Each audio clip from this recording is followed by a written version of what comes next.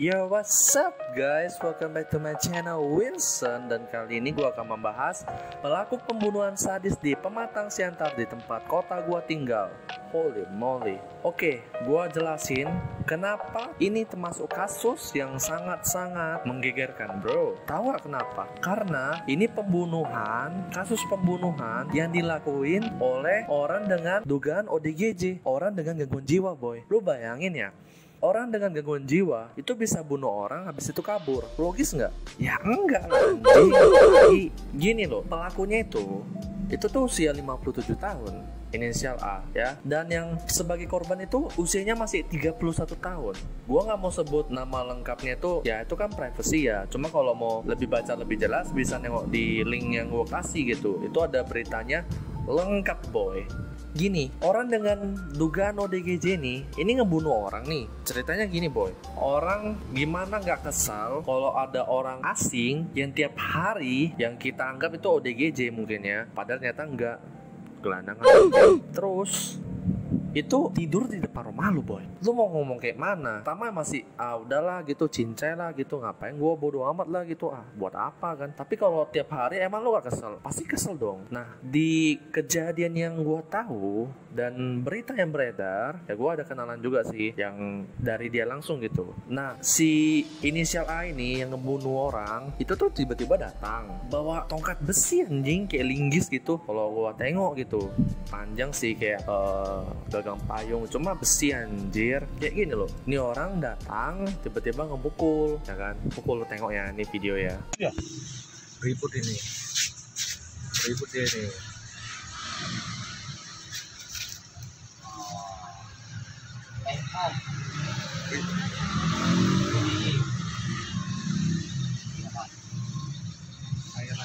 Udah dia ya? Ada posisi di depannya. Polimedikrat, perliteran, enggak lah. 5 aja lah, 5. 5 liter aja ya. Dalam. Wih. Enggak. Udah ya, udah dia itu. 5 botol.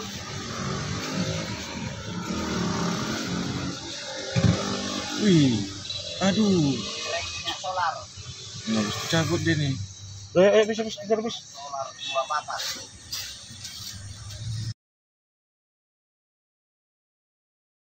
Nah, ini tuh tiba-tiba datang ngajak gelut, memukul orang gitu. Mukulnya pun gak nanggung, boy.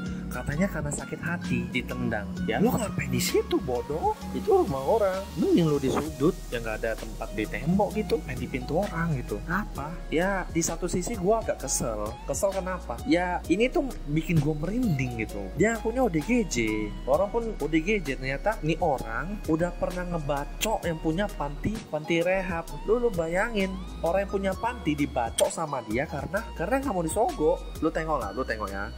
Ini orang datang ngajak gelut, mukulin orang sampai mati, boy. Mukulin orang sampai mati. Dan gua agak sedikit menyayangkan gitu loh. Kenapa si korban kebuka helm gitu? Dan malah di situ titik vitalnya. Gua dengar juga itu ada bekas operasi di kepala. Ya gua agak maklum. Mungkin ya namanya juga panik gitu. Cuma di satu sisi nggak nyangka loh, kasus pembunuhan ini terjadinya di dini hari, di pagi hari, bukan di malam hari yang kayak udah jam 11, jam 12 malam. Ngeri banget, boy. Ngeri banget, lur. Ini terus polisi menemukan uang sebanyak 7,6 juta, pisau dan gunting, dan barang. Gini, gua tanya lu semua deh, wajar nggak ODGJ tiba-tiba ngebunuh orang? Kalau beneran gila, ya gila. Ya pasti gila dong. Ini enggak. Lu tengok ya, dia ngebunuh orang, mukul si korban, ngebunuh orang. Itu kayak GTA, anjing. Itu kayak GTA. Kick Marcus of Queensberry rules only, baby.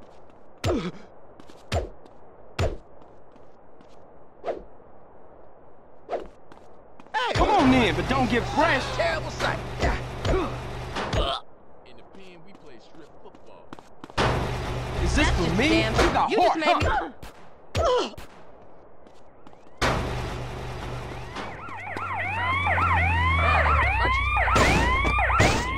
I try to be a good person. I like seeing blood. Love it. That fool suck all of us off. Man, show me what you got.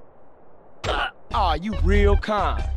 Kayak lu udah mati nih orangnya, lu tetap pijak sampai nggak ada berwujud. Gila. Dan gue punya teori konspirasi. Kenapa? Dia ada pisau, ada gunting, ada uang 7,6 juta. Tapi kenapa duitnya itu nggak dipakai? Kalau ada dipakai pun oke lah gitu kan.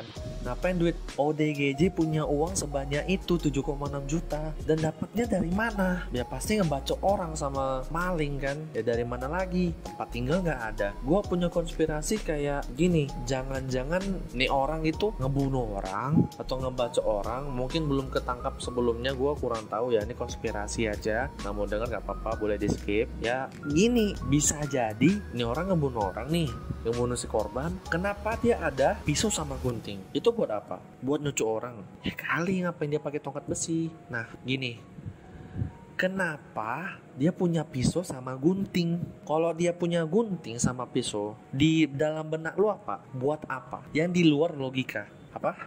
Untuk ngebunuh orang? Nggak.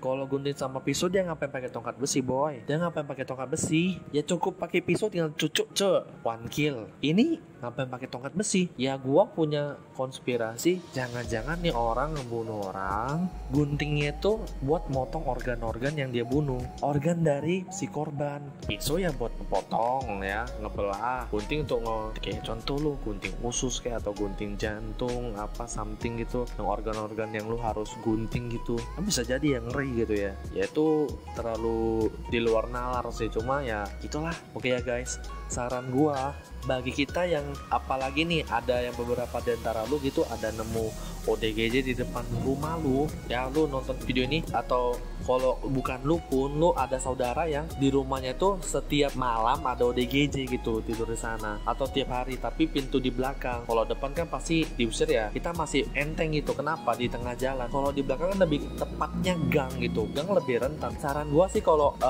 apalagi rumah-rumah yang di gang itu ada pintu, itu mending bangun pagar aja gitu daripada nggak ada pagarnya. Kalau nggak ada pagar, lu bisa diserang ODGJ boy. Jangankan ODGJ, zombie aja nggak bisa lewat boy. Zombie biasa ya, bukan zombie yang kayak mana gitu bisa lompat-lompat apa segala macam. Yang normal aja itu nggak bisa lewat boy. Itu nggak bisa lewat. Takutnya ODGJ, aslinya gelandangan. Gila, gua baca-baca kasusnya sih ngeri juga. Ini orang juga dari Aceh, bukan asli orang Pematang Siantar, tapi ngeri lah. Hati-hati ya guys. See you.